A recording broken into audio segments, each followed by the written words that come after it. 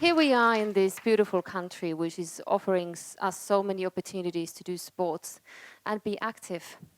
But what if being active is taken away from you? I have a few scenarios I would like to share with you. Imagine you're waking up after a knee operation. The surgeon tells you that it went well and then explains that you're unable to do hiking due to the injury.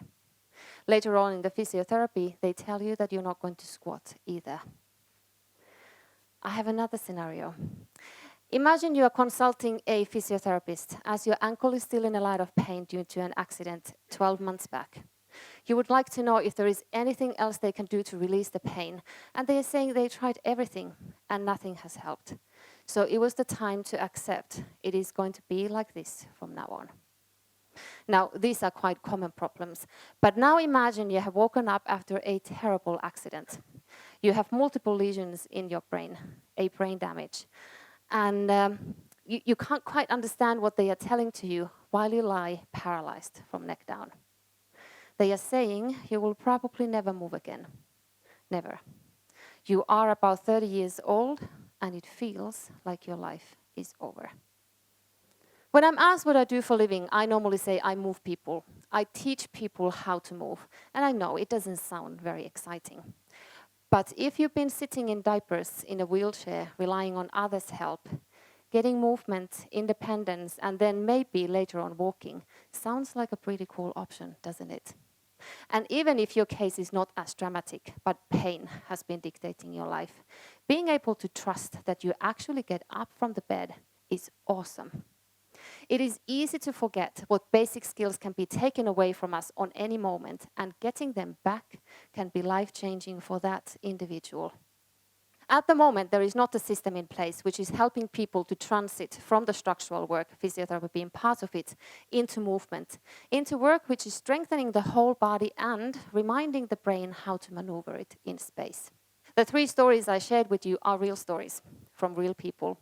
And by luck or by recommendation, which of course I would prefer, they found me and we started to work together.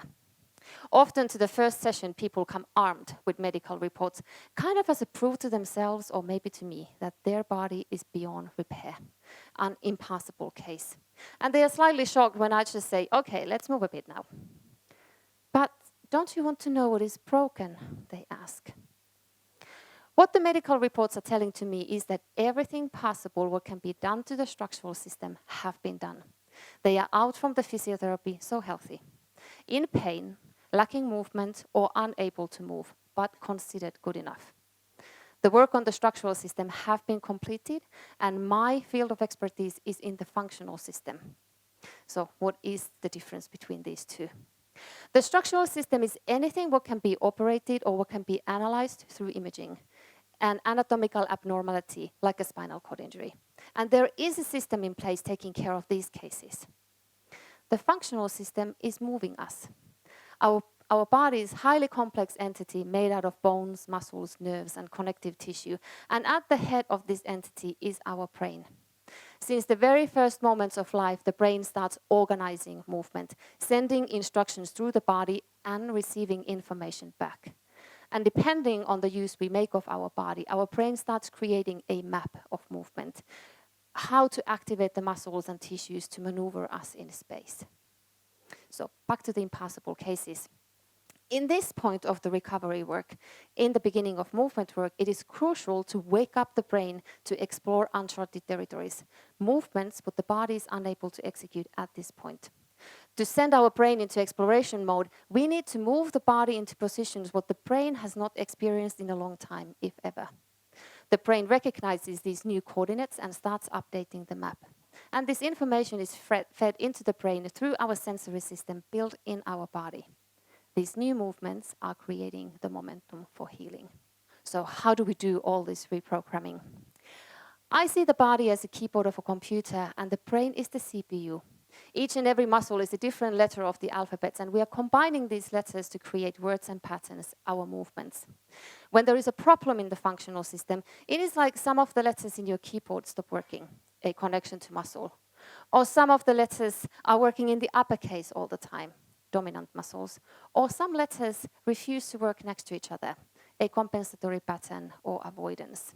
For people who have lost something, or who've been clumsy children, or who've been afraid of movement, we have bigger work to be done, as we have more alphabets, more big letters, more small letters, more combinations to teach them, compared to an athlete who is only lacking 3 or 4. So the bad news is there is no quick fix or easy way out when we're reprogramming movement. We need to feed in these coordinates systematically to the brain so that it can recognize them from the background noise, learn them, and then later implement them. With different type of clients, the work is different, of course. Habits, stuck letters, are very often in the background of pain or if an athlete is unable to progress. And we need to unstick the letters so that we are able to start to reprogram the map.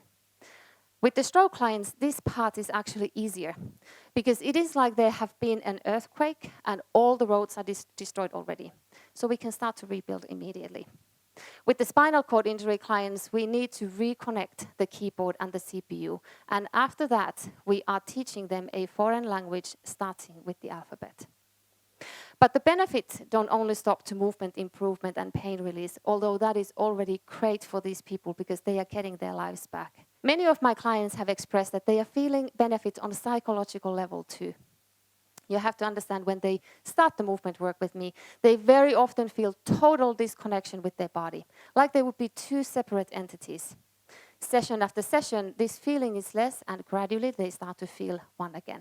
And there is a clear switching point when enough confidence in the body is gained, and this is awakening a curiosity, and this curiosity takes the confidence beyond the borders of the body. I see this in my classes when, for example, a runner who used to be hesitant in goal setting suddenly starts talking with clear understanding how she's going to train from now on and what kind of races she wants to participate in. When the body feels stronger and more aligned, so does the mind. And another client said to me, I am no longer nice, I am awesome because I feel strong enough to stand up for myself. I see generally people are happier when they are stronger and more connected. They no longer avoid problems, they just handle them. Remember the 3 stories what I shared with you in the beginning? I'm always interested to know how people are doing, so I want to share how they are doing now. The lady with the knee operation is happily hiking, squatting when needed, no pain. The gentleman who had the ankle problem is literally plummeting down the mountains, running as fast as he can. And the man who would probably never move again, not only is he walking, but he's back to work. Something can always be done. I see movement as a tool for recovery, and I think it is not used to its full potential at the moment. So it is time for us all get moving again. Thank you.